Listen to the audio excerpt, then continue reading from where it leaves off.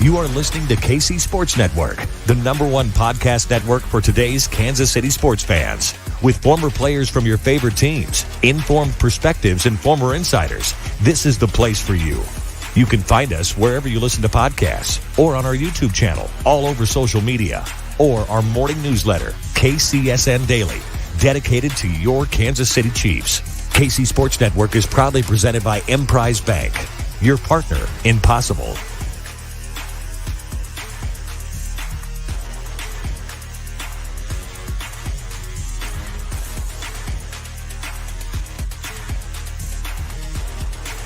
From the beginning, we knew right away that we wanted to do strength conditioning and a throwing program for the baseball and softball community. It wasn't something we were trying to back into or all of a sudden learn. We knew we were really good at coaching these skills from the get-go, and the fact that we're in the same business and the employees are all on the same page, we can write a program based off of what a kid needs, not just getting him stronger or faster from a general sense. It's what does this kid need? On the pitching end, we can say, hey, this kid needs such and such. He needs to do this or that better. A lot of times it turns out it's not something that needs to be fixed in the baseball cage or on the throwing mound. It actually needs to be fixed in the weight room.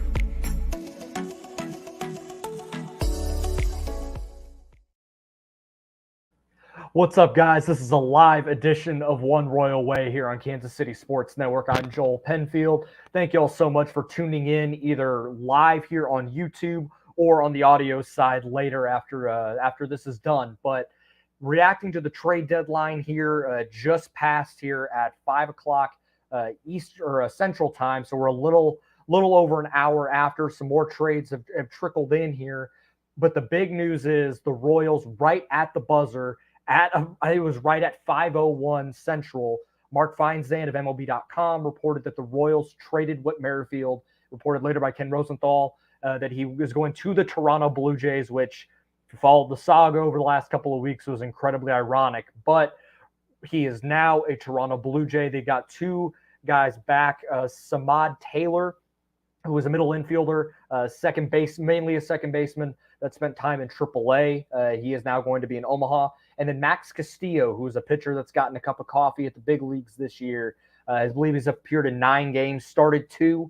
So a nice piece there. And he is on the 40-man roster, and he's going to Omaha. He is not going right away to the big league club in Kansas City. So at this point, the Royals 40-man roster is filled. The trade deadline is done. There's another quick move that was made that was announced about 20 minutes ago. I'll get to later. But Whit is the main piece here that was moved.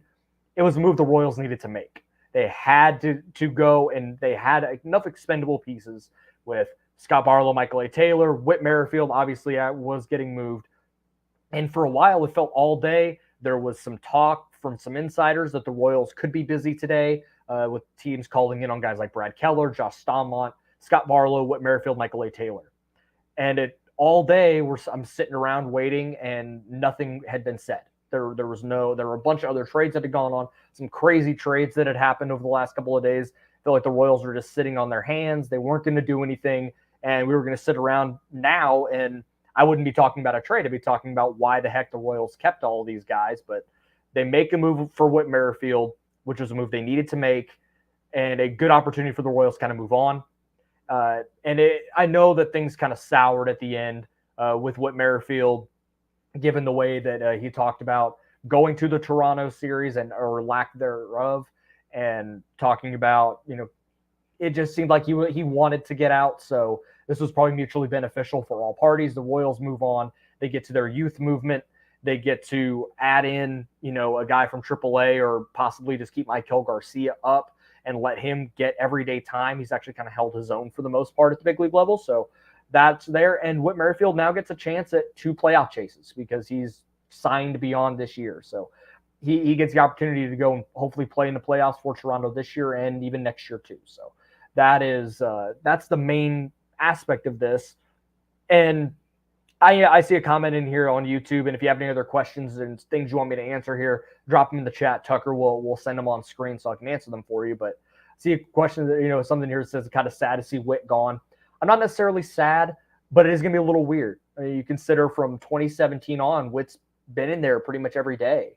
played over 550 consecutive games for this team and never was close to playing for the playoffs, but still manned the post every day.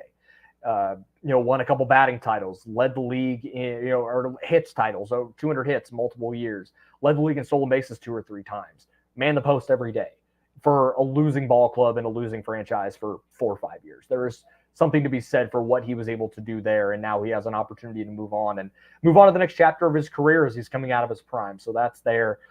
A couple other trades that the Royals made. Yesterday, they traded Emmanuel Rivera for Luke Weaver of the Arizona Diamondbacks, a move that I didn't expect whatsoever. Emmanuel Rivera felt like a guy the Royals could keep around. And, I don't know if he was going to be an everyday guy. I don't think he ever profiled as that, but he'd hit it pretty well over the last month, really hit well against lefties. So it felt like there was an opportunity that he could be the bench corner infield type that the Royals kind of stick around and could be that type. But the Arizona Diamondbacks maybe feel there's an opportunity for him to start and see something in him that the Royals didn't. So there's that. And they go and get Luke Weaver, who was a couple of years ago one of the main pieces in the Paul Goldschmidt trade from St. Louis to Arizona. And it just hasn't really panned out for him. Career ERA north of 4.5. I think it's around 4.7. ERA is around 7 this year. They moved him to the bullpen, and it seems like he's profiled pretty well there. He hasn't done a ton there. I think he's only started a couple of games, mostly been out of the bullpen this year. But that's a good buy low candidate for me. I'm fine with making that move if you want to go and see what you have in him. And he's still under club control through next year, I believe, and possibly 24. So for me, that's a move that's perfectly fine if you want to go and take a chance on somebody like that. That's a pretty even trade for me. I'm not upset losing out on Emmanuel Rivera, considering I don't think he's a starter long term.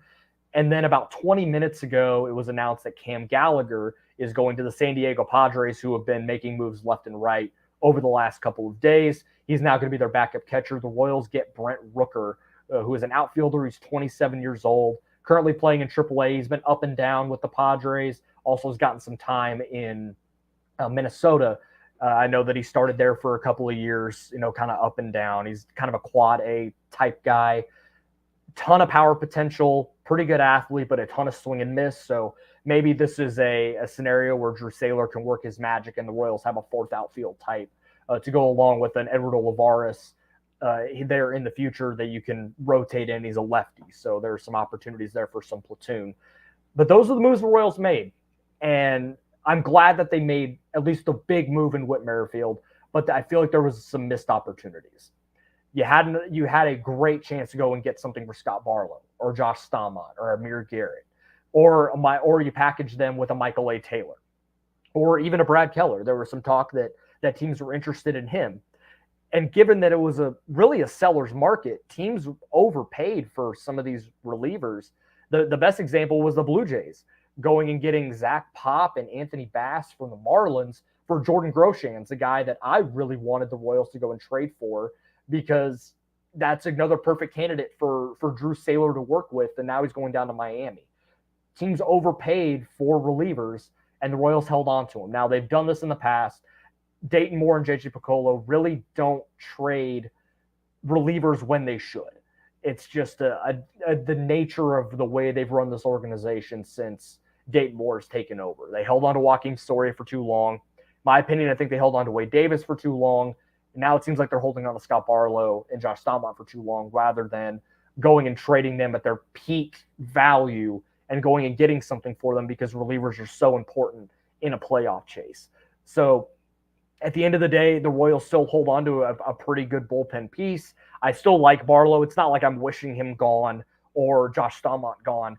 But when you look at the volatility of relievers, who knows if Josh Staumont is going to be a part of the next good Royals team? Who knows if Scott Barlow is a part of the next good Royals team? He's already getting to the other side of 30. I think he's 29 this year.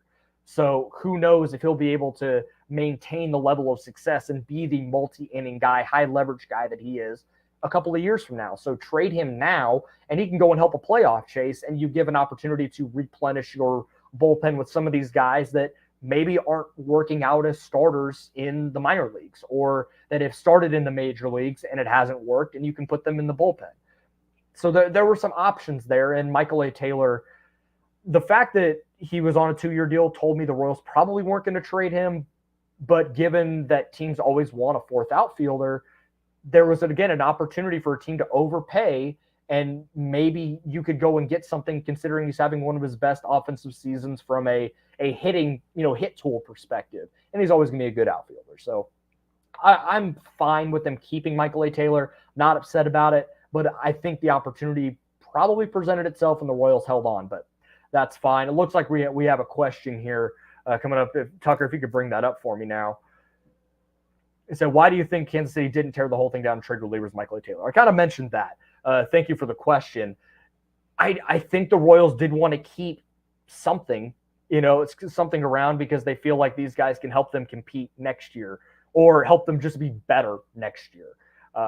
I think we're going to get sold that. I know that there's going to be some interviews and questions that are given to Dayton and JJ over the next couple of days. And I imagine they're going to say something to the effect of, we felt like we value these guys as a part of our future and a part of the team that can help us out next year, maybe begin that competitive window. That's my best guess at this point, that they didn't want to completely tear it down because they wanted to hold on and at least be relatively competitive the rest of the year. They're playing about 500 ball over their last month and a half. So that's not nothing. And Scott Barlow has been a huge part of that. Now, on the flip side of that, I'm not sure. I'm just not sure what they're going to do moving forward.